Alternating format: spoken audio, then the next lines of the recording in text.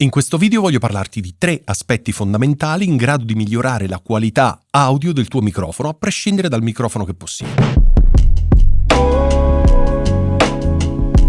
Come ti raccontavo nell'introduzione, oggi voglio parlarti di 3 aspetti che dal mio punto di vista sono fondamentali per migliorare proprio il suono, quindi la qualità audio del tuo microfono. Che il tuo microfono sia USB, XLR, a condensatore, dinamico, qualunque esso sia, queste 3 cose che ti sto per raccontare faranno sì che il tuo microfono suoni meglio.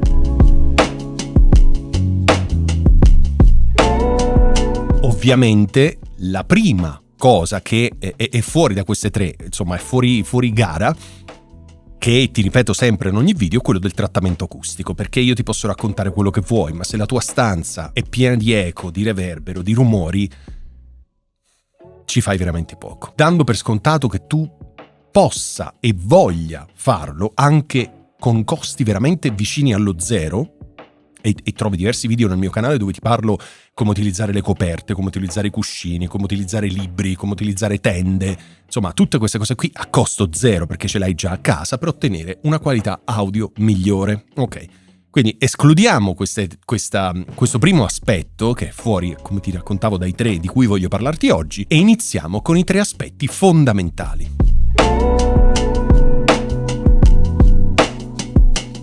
Il primo aspetto del quale voglio parlarti oggi è la posizione del microfono.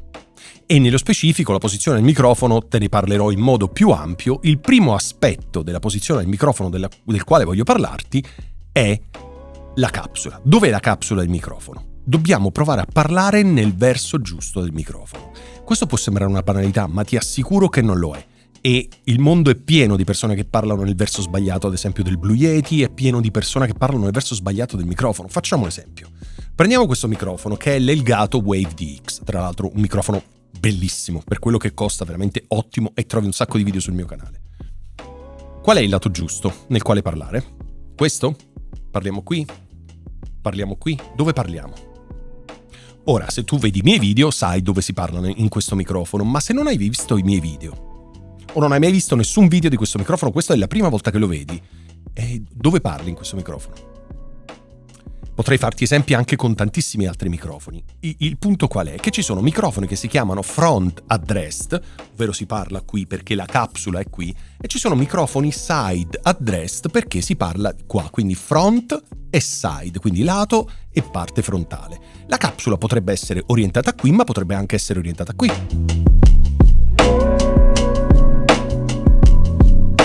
Ok, quindi soltanto leggendo le istruzioni tu sai dove è orientata la capsula. Ora, per questo microfono qua non te lo dico, così ti vai a vedere il video. Quindi il primo aspetto fondamentale è questo: leggere le istruzioni, perché ti assicuro che tantissime domande che mi arrivano sul canale, la risposta che io dovrei dare è: ma porca miseria, leggiti le istruzioni, perché è tutto scritto lì, ma perché chiedi a me? Cioè, fai più fatica a accendere il computer, andare su YouTube, cercare informazioni, scrivere, aspettare che io ti rispondo, quando porca miseria nella confezione della scheda audio, del microfono, di quello che hai comprato c'è il libretto di istruzioni.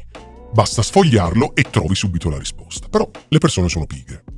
A me fa piacere comunque rispondere, però saresti molto più veloce e più efficace leggendoti quel maledetto manuale di istruzioni. Quindi il primo aspetto della posizione del microfono del quale volevo parlarti è appunto parlare nella capsula. Il secondo aspetto che fa sempre parte della posizione del microfono è la distanza del microfono dalla bocca. Ora, in questo momento io ho il microfono orientato più o meno 4 dita, la mia mano è grande, 4 dita di distanza dalla bocca. Non ti parlo di angolazione perché te ne parlo dopo, ma di distanza. Se io adesso mi avvicinassi dentro il microfono, adesso io non cambierò il gain, niente. Ti faccio sentire, se io mi avvicinassi così tanto, per fortuna questo microfono qui ha una spugna enorme, la capsula finisce qui, quindi non va in distorsione, non senti un suono proprio bruttissimo, me ne sto rendendo conto in cuffia, ma ci sono altri microfoni, come questo, come tantissimi altri, che se ti avvicini così tanto va tutto in distorsione. Ok, vai in clip assolutamente perché non si parla così vicino dal microfono e allo stesso modo non si parla così lontano dal microfono. Ok? Perché? Perché se devi parlare così tanto lontano dal microfono, innanzitutto serve il microfono adatto per far questo. Ma seconda cosa, più sei lontano dal microfono, più nel microfono rientrano anche tutti i rumori della stanza.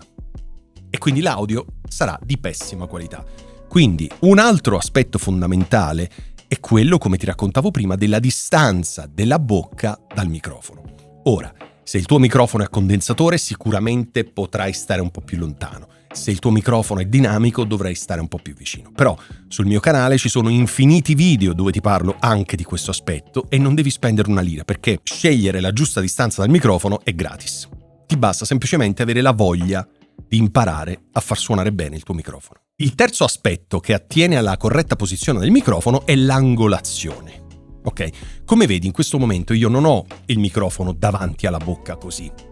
Uno, perché sarebbe bruttissimo parlare così, ma due, perché non avrebbe senso, perché tutta l'aria della mia bocca quando parlo, tutta l'aria andrebbe dentro il microfono a impattare con la capsula e si sentirebbero quelle fastidiosissime plosive, le P e le B. Ok, quando invece tu metti il microfono orientativamente a 45 gradi, destra o sinistra che sia, che punta verso la bocca, in questo modo la maggior parte dell'aria che esce fuori, quella più forte che esce fuori dalla bocca, va dritta, non entra nel microfono, quindi tutta la forza delle P e delle B, quindi le consonanti plosive, va fuori dal microfono e nel microfono entrano soltanto entra la quantità giusta di aria in grado di far ascoltare, di registrare, quindi di far ascoltare bene la tua voce.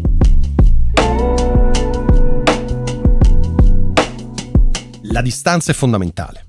Innanzitutto la posizione, quindi side at rest o front at rest, e questo lo leggi sulle istruzioni, un secondo e hai risolto. Distanza. Ci sono infiniti video sul mio canale dove ti spiego la distanza del microfono. Inclinazione. Anche qui ci sono infiniti video sul mio canale dove ti spiego l'angolazione. Se fai questo, tu hai posizionato il tuo microfono in maniera corretta e questo microfono suonerà infinitamente meglio rispetto a prima, te lo assicuro. Il secondo aspetto che voglio trattare qui in questo video è il gain col quale tu setti il tuo microfono. Ti dico subito che trovi già dei video sul mio canale dove ti spiego proprio nel dettaglio, facendoti vedere come settare al meglio il gain del microfono, e ti assicuro che questo è un aspetto fondamentale. Che cosa succede? Che se tu setti male il tuo gain, potresti avere un gain troppo basso o troppo alto. Proviamo a spiegarli. Allora, se tu hai un gain troppo basso, che cosa succede? Che dopo, quando vai a registrare la traccia e la ascolti, ti rendi conto che il tuo gain è veramente basso. Quindi che cosa fai? Lo alzi, giustamente. Il problema qual è? Che avendo registrato tu a un gain molto basso, quando alzi il gain, porti su non solo la tua voce, ma tutto il rumore di fondo che è entrato nel microfono. Esiste un criterio che fa sì che tu dovresti registrare a un volume molto più alto rispetto al rumore della stanza, perché tutti gli oggetti nella stanza, dalle luci a qualsiasi altra cosa, produce rumore. Ora, se la differenza in termini proprio di decibel tra la tua voce e il rumore di fondo è minimo, perché hai registrato a un gain troppo basso, quando tiri su in post-produzione tiri su la tua voce, ma inevitabilmente tiri su anche i rumori di fondo. E quindi ti risulta un audio schifoso e quindi proverai a aggiungere miliardi di effetti, aggiungerai gate, aggiungerai dei noiser, aggiungerai qualsiasi cosa pur di eliminare quei rumori e distruggerai la tua voce. Quindi la differenza tra la tua voce e i rumori di fondo, che inevitabilmente ci sono in qualsiasi stanza, deve essere quanto più ampia possibile. In modo tale che quando se per caso ti accorgi che la tua voce è bassa e tiri su la tua voce, ma i volumi dei rumori, essendo molto più bassi rispetto alla tua voce, si sentiranno ma non saranno predominanti e la registrazione potrà essere comunque utilizzata. Ok? Questo nel caso in cui registri basso. Nel caso in cui registri alto, ancora peggio, perché vai in picco. Nel momento in cui vai in picco, quindi superi lo 0 oppure urti a 0 dB, che cosa succede? Che la tua voce va in distorsione. Nel momento in cui succede questo, prendi la registrazione e la butti nel gabinetto.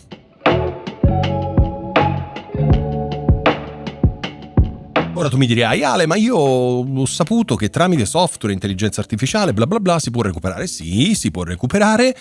1. Software costosissimi. 2. La voce non è mai perfetta. 3. Ma perché devi perdere tutto questo tempo? Scusa, non è più facile settare meglio il gain piuttosto che dopo provare a riparare, cosa che si può fare ma non ci riuscirai?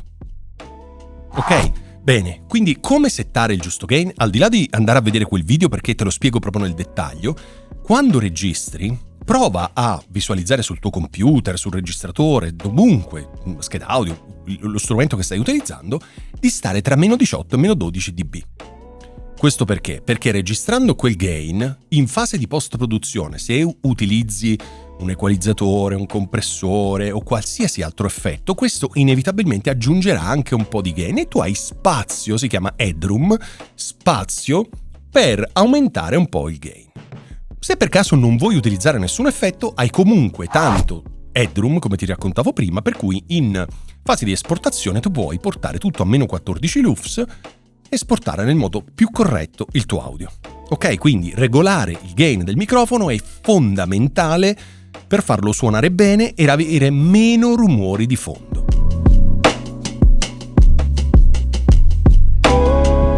L'ultimo aspetto del quale voglio parlarti in questo video è forse meno importante rispetto ai primi due, ma semplicemente perché non tutti i microfoni hanno questa possibilità, ovvero il pattern polare. Molti microfoni hanno sul loro corpo un selettore che ti permette di scegliere tra i vari pattern polari.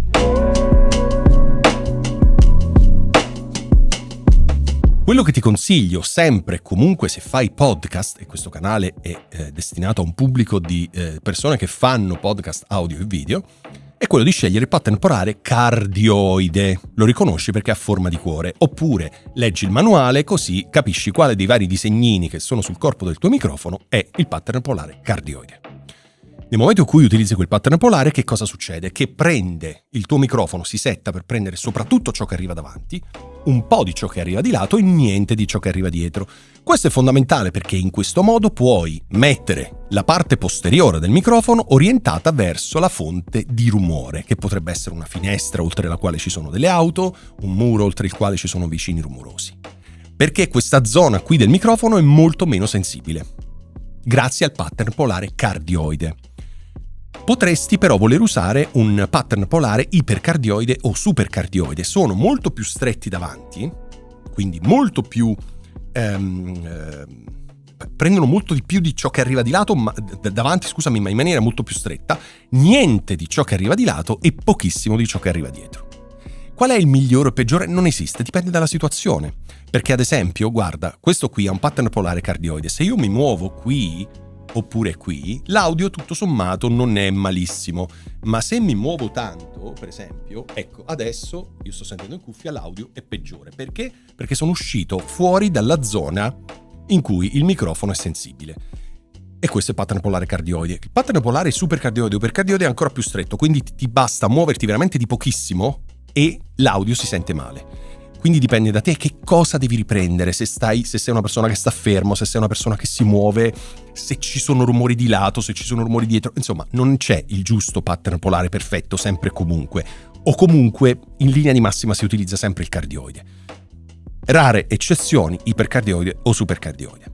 Poi ci sono altri pattern polari che in realtà, se fai podcast, ti interessano veramente poco, che è quello a 360, quindi quello omnidirezionale che prende tutto intorno. E di solito quello è utilizzato per fare riprese d'ambiente, non certo per fare podcast, perché soprattutto un pattern polare omnidirezionale prende qualsiasi rumore proveniente da qualsiasi angolo della stanza, quindi te lo sconsiglio assolutamente. L'ultimo pattern polare è figura 8. Ok, figura 8 significa che il microfono riesce, facciamo finta di parlare nel verso sbagliato in questo caso del microfono, facciamo finta che sia un side addressed quando in realtà è front addressed. Prende sia qui davanti che qui dietro e niente di lato. Immagina un 8 dove c'è la prima palla qui, la seconda palla qui. Quindi io parlo e il microfono prende, tu parli e il microfono prende, ma di lato no. Questo qui può essere utile se vuoi utilizzare un unico microfono per fare per esempio un'intervista. Quindi hai una stanza piccolina, hai un solo microfono e il microfono lo metti al centro e le due persone parlano. Questo potrebbe essere interessante anche se ha dei lati negativi, perché ovviamente la stanza deve essere ancora più trattata rispetto a un pattern polare cardioide, ipercardioide o supercardioide. Quindi, fermo restando che non esiste quello migliore da usare sempre, comunque, nella maggior parte dei casi puoi orientarti verso il pattern polare cardioide. Cosa fare se il tuo microfono non ha questo selettore? Niente. Perché se non ce l'ha, non ce l'ha. Nella maggior parte dei casi, questo microfono qui, quello che ti ho fatto vedere prima, tanti altri microfoni, soprattutto dinamici, hanno il pattern polare cardioide, di solito. ma anche in questo caso ti basta seguire, ti basta leggere le istruzioni o ti basta andare sul sito del produttore o sul sito di chi lo vende per vedere nelle informazioni che pattern polare ha. Oppure chiedi a me e io ti rispondo. Bene, in questo video volevo raccontarti appunto 3 tecniche, 3 best practice, 3 secondo me cose anche di buon senso, che però ti assicuro che faranno suonare il tuo microfono molto molto molto meglio rispetto a prima. Ovviamente la premessa a questo video era: tratta la stanza nella quale registri in maniera decente. Non dico professionale, ma decente, anche con un costo vicino allo zero. Trovi dei miei video dove ti parlo anche di questo. Bene, ti ringrazio per aver guardato questo video. Se hai dubbi, domande, curiosità, insomma, come al solito, commenta il video e io ti rispondo nel più breve tempo possibile. Grazie mille, alla prossima settimana.